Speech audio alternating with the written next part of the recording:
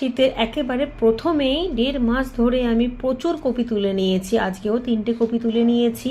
আর সেই জায়গাটাতেই একটুখানি খুশিয়ে নিয়ে অল্প একটু গোবর সার দিয়ে সেখানে শীতের নতুন কোনো চারা বসিয়ে দেবো। এপাশের কপিগুলোও কিন্তু তোলার মতো হয়ে গিয়েছে, তবে সাইজ দারুণ হচ্ছে। এগুলো আরও বাড়বে। শুধুমাত্র নিচে কিচেন কম্পোস্ট আর ওপরে গোবর সার দিয়ে তৈরি করেছিলাম। শেকড় একেবারে ফ্রেশ রয়েছে, মাটিটাও ফ্রেশ রয়েছে, কোনো রকমভাবে কোনো ফাঙ্গাস লাগেনি। এই মাটিতে যে কোনো সবজির গাছ খুব ভালোভাবে হবে, তবে মাটিটাকে ঝরিয়ে নিয়ে তবেই সবজিটা ঘরে নিয়ে যাব। আমাদের এখানে মানে কলকাতা শহরে দিনের বেলা কিন্তু রোদের তাপটা বেশ ভালোই থাকে, তা সত্ত্বেও শীতের সবজি কিন্তু সুন্দরভাবে তৈরি হচ্ছে। দেখুন বেডের কতটা জায়গা কিন্তু খালি হয়ে গিয়েছে। এবার এই জায়গাতেই অল্প একটুখানি গোবর সার দিয়ে আবারও চারা বসিয়ে দেবো।